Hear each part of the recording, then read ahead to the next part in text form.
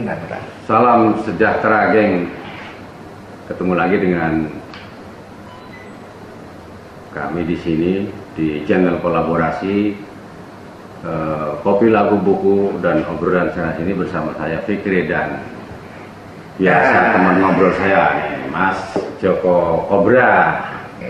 Kita akan lanjut ya, kita akan ngomongin yang kemarin kita sudah obrolkan tentang lagu album pertama Geng Kobra, Ngayu Jakarta tahun 2002 kalau gitu ya. Nah ini kita akan lanjutin karena ini yang menarik. Sebelum album ini diedarkan, direkam oleh Kusuma Record yang pertama ya. Ya, kita direkam dengan teman-teman, kemudian diedarkan oleh Kusuma Record. Ini yang menarik adalah grup Geng Kobra ini, grup band Geng Kobra ini justru memulai dengan membuat edisi mandiri, yang kita sebut sebagai indie gitu lah.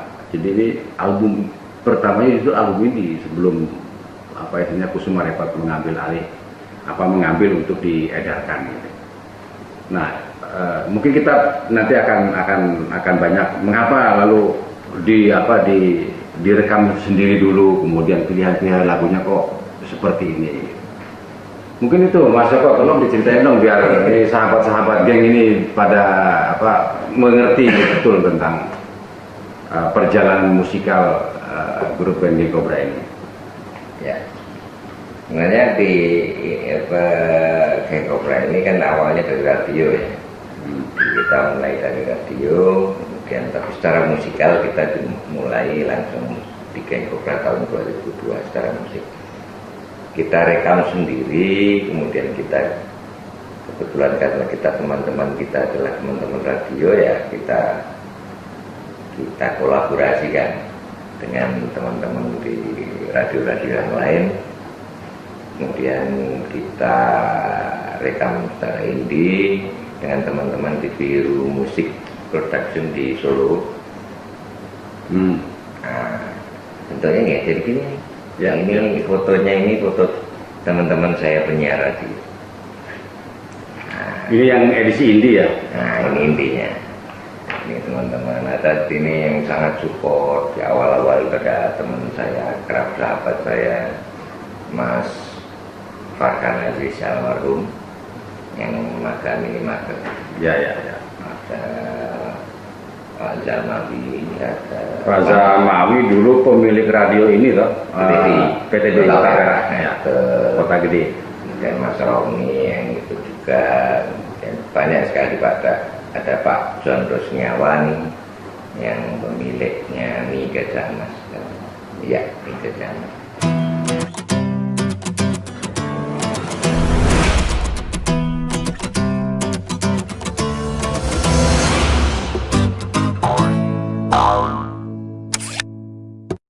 Nah, jadi gini, apa yang menarik sebetulnya, banyak orang tertarik dan saya sendiri juga tertarik loh, geng, ini soal ini loh, pilihan lagu-lagunya. Misalnya ada lagu judulnya tuh Well Well West, lalu ada lagu Ciblek, Domblong, yang kemudian belakangan Domblong itu jadi merek produk kopi itu.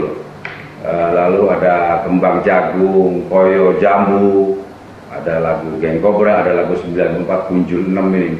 Ini sebetulnya di antara lagu ini ada yang memang lagu-lagu baru ya, maksudnya dikarang ya, dibuat oleh Mas Joko sendiri. Tapi ada juga yang memang ini beberapa di antaranya lagu lama ya, lagu istilahnya nonem apa istilahnya, NN gitu. Ya, enggak, atau lagu ada beberapa memang kita menyelipkan lagu-lagu masa kecil itu kita selipkan.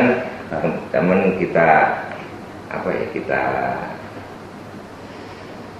istilahnya kita cuplik untuk dicuplik ya. Oke. Ya, tujuannya apa ya? Tujuannya apa sih kok mencuplik lagu-lagu nonem, lagu-lagu yang dulu mungkin menjadi lagu-lagu dolanan anak kan? Ya, kebanyakan di antaranya kan lagu-lagu dolanan itu mungkin ada motif kira-kira. Kalau gini, karena kita kan tahu ini sebelumnya saya cerita bahwa ini tidak hanya saya yang menulis, sebenarnya ada beberapa teman yang kemudian ikut menulis syairnya. Ada Mas Mami, ada Trisna, ada Mas Hernanto, ada Mas Yopi yang membantu saya untuk melengkapi jadi syair-syairnya. Kita kenapa ngambil ada duplian, mamanya kayak, tapi ini belum ada yang Nong Ningkung belum ada lagu awal ini. Kita belum masukkan, tapi nantinya ke depan mungkin yang di setelah ini banyak kita ambil.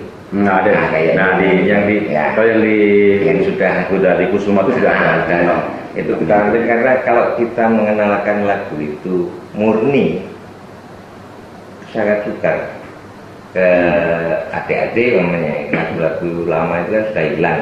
Jadi kalau kita ajarkan secara murni lagu yang dulu-dulu ya nggak seksi, maka kita ambil, kita duplik pendek depannya atau beberapa ayat, kemudian kita kembangkan dengan musik-musik modern yang waktu itu di tahun-tahun itu bisa diterima ciptanya. Lah kalau anak-anak suka nggak ya kira-kira dengar lagu yang misalnya kayak gini? Atau jadi orang tua juga? Jadi anak-anak jadi suka. Namanya kemudian jadi gedeng gitu. Ini. Tapi kalau mungkin kita ajarkan Ningku Bayang, enggak, temponya terlalu enggak interest. Karena memang jiwa awalnya musik yang pada waktu itu sudah musik-musik modernnya. Jadi memang ada semacam gini, yang ada semacam mungkin ini kalau bahasa saya apa ya istilahnya, mungkin bisa kesengajaan juga eksperimentasi ini dilakukan dengan kesadaran gitu bahwa ini harus dilakukan karena mungkin dengan cara ini misalnya anak-anak juga menjadi lebih tertarik ya untuk mendengarkan lagu-lagu yang seperti ini. Ya itu tadi kita developing local culture, bridging global vision. Kalau secara konten, isi-isi lagunya di album perdana ini, itu sebetulnya menceritakan apa saja? Misalnya contoh ya, saya agak penasaran nih dengan misalnya lagu Well Well West. Ini sebetulnya kan gimana ya? Well Well West. Aku sukses. Ini sebenarnya lagi-lagi syair ini. Syair ini bagian di awal ini yang dibuat sama Mas Mami. Mami ya. Mas Mami, oh ya. Ya, Mas Mami waktu itu kita ada di Marga. Jadi lagu itu kemudian lama nggak kita masukkan di sini, kemudian kita repackage dan kita kembangkan lagi karena memang nggak selesai waktu itu. Tapi syair-syair itu diambil dari jadi kalau saya ya sindiran aja lah. Dianggap paling gampang sindiran.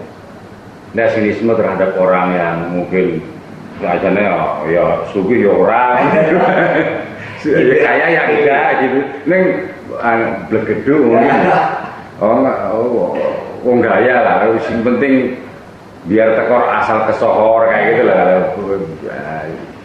Ya gitu. Ya ini kan kritik sosial lagu seperti ini ya. Lalu ada model misalnya lagu apa di sini Domblong, Kembang Jagung deh, coba gimana Kembang Jagung ini sebenarnya menceritakan tentang apa? Secara ini ya filosofis, liriknya gini kok dibuat.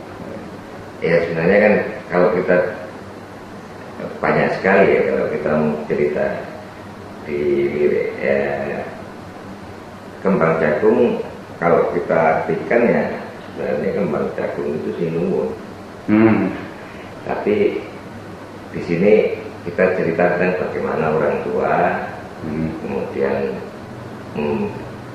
anaknya memberi nasihat, tapi memang orang tua itu tidak selalu dalam artian mengerti semuanya ya keadaan yang sekarang gitu.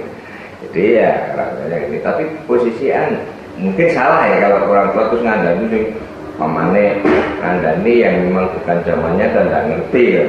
Ya. Tapi sebagai anak juga harus meskipun mungkin wah apa gitu itu keliru sebenarnya, tapi harus manut karena posisi anak harus mbah. Ya, intinya kan salah satu di antaranya kan mengajarkan ini sama orang tua itu ya jangan berkata tidak lah kira-kira gitu ya. Karena meskipun sebenarnya kita nggak meskipun salah pokoknya ya kita harus bilang kita ya walaupun tidak kita ikuti di belakangnya gitu, karena ini satu soal etika kan, soal kita menghormati bahwa orang tua nggak bisa kamu lalu istilahnya membantah di mutanya langsung kan. Itu kalau bahasa Jawanya nih boten pareng lah kira-kira gitu, nah misalnya seperti itu gitu ya, gitu ada filosofi itunya ya. Iya, tidak banyak bicara di situ. Di perilaku kita ini harus Jawa ya sing ini penanan lah. Tidak hanya di pakaian, tidak hanya di sesuatu yang kelihatan, tapi di perilaku yang paling penting dari Jawa. Nah gitu Gen, kira-kira yang menarik dari lagu-lagunya Geng Kobra di edisi perdananya sih, di album perdananya ini sudah kelihatan pijakannya itu sebagai grup musik itu mau seperti apa itu sudah jelas gitu. Artinya tidak sekadar ini sebagai musik yang sifatnya itu hanya bunyi-bunyian saja, tetapi juga memang ada sesuatu yang ada idealitas, ada sesuatu yang ingin dicapai, yang ingin disampaikan kepada para pendengarnya, kepada para penggemarnya, bahwa di luar musik juga lirik-liriknya itu penuh dengan filosofi dan pembelajaran kita untuk apa ya filosofi hidup, saya kira gitu. Untuk pembelajaran kita, terutama anak muda lah, sahabat-sahabat Geng, saya kira juga kalau terbiasa mendengarkan lagu ini di YouTube banyak sekali lagu-lagu yang diedarkan secara luas dan bebas. Itu bisa didengarkan satu persatu bagaimana sebetulnya posisi grup musik ini dalam konteks perkembangan musik di Indonesia secara umum, dan betul menggunakan bahasa Jawa. Itu yang menarik dari grup ini gitu. Nanti berikutnya kita akan ngomong kita akan lanjut dengan misalnya edisi lagu-lagu Geng Kobra yang lain di album yang lain akan seperti apa. Karena pasti sahabat-sahabat Geng akan sangat menunggu ini dan menarik untuk disimak. Kira-kira itu sekedar awal ya, membuka dari obrolan kita berikutnya. Nanti karena akan terus-menerus kita sambung edisi kolaborasi terkait dengan lagu-lagu Geng Kobra. Terima kasih Geng ya atas kunjungannya, dan terima kasih atas unlike-nya. Terima kasih untuk tidak di-unsubscribe atau tidak di-subscribe, tapi monggo semuanya terserah, kita akan tonton sendiri. Kalau Anda tidak mau subscribe ini juga nggak apa-apa. Salam hangat selalu. Semoga pikiran-pikiran baik datang dari segala penjuru.